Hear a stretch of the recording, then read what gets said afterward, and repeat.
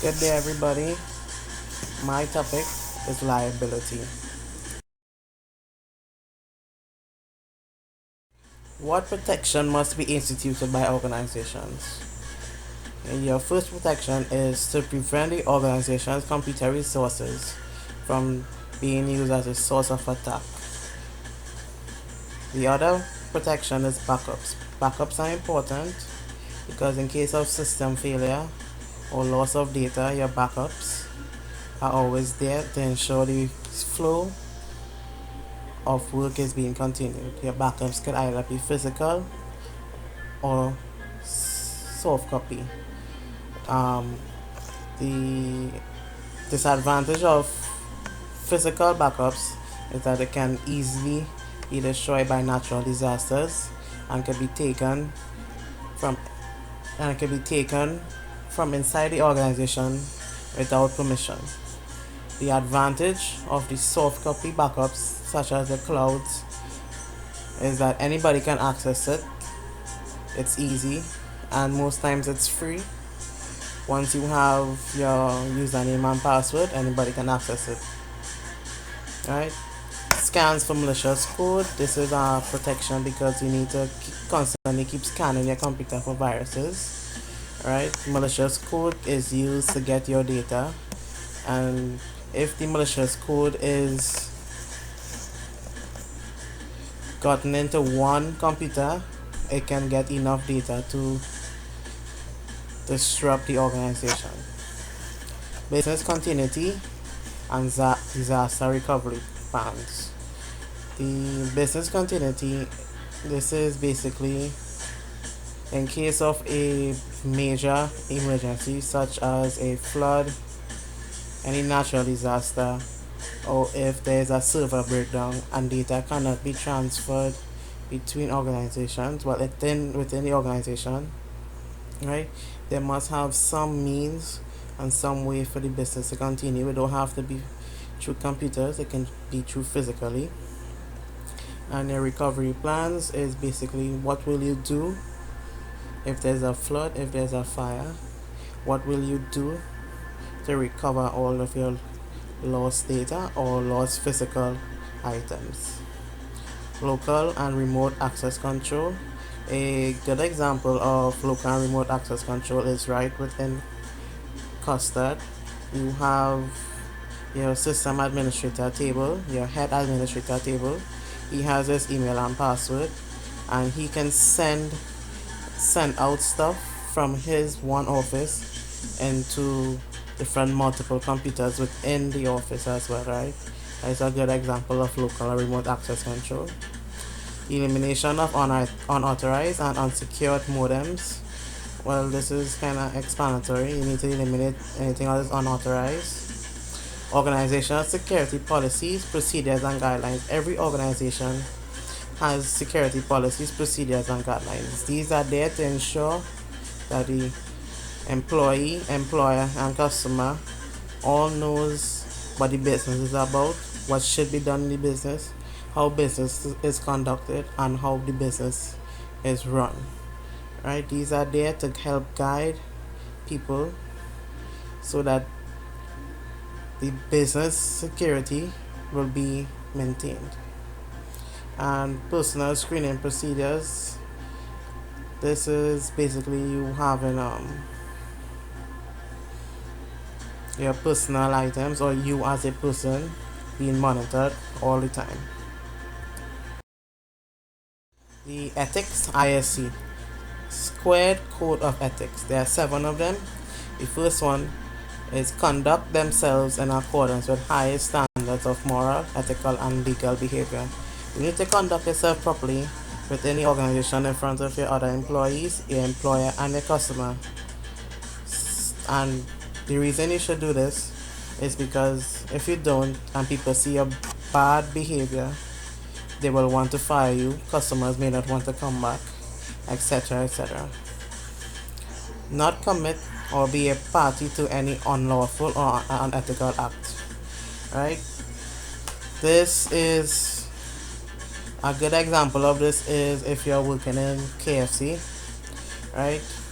You wouldn't want to have leftover chicken for another day to give to people, right?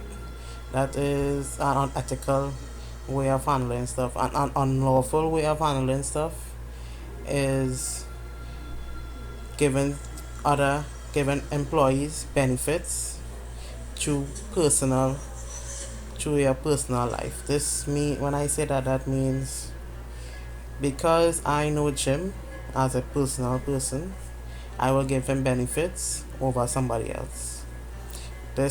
And this can affect your personal reputation or the reputation of your profession.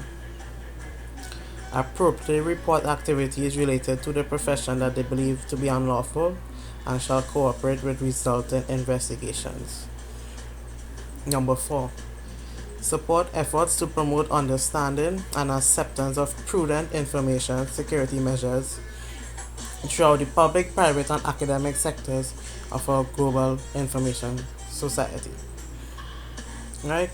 This is basically just saying you need to understand what is happening, why it is happening, what is accepted and what is not accepted in the information society. 5. Provide competent service to the employers and clients and shall avoid any conflicts of interest. A conflict of interest, as you may see in some cop movies, if a cop is married to his wife and his wife does a crime, that cop specifically will not be put to her case because that is a conflict of interest. Right? She may be treated unfairly or may be treated the way she's not supposed to be treated as a criminal. That's an example of conflicts of interest. Execute responsibilities in a manner consistent with the highest standard of the profession. And number 7, not misuse the information in which they come into contact during the course of their duties, and they shall maintain the confidentiality of all information in a position that is so identified. In some professions, what happens in the job stays in the job. You are legally binded to a contract where whatever information is said within the organization shall not leave. Right? That is what I mean by the misuse of any information and their confidentiality.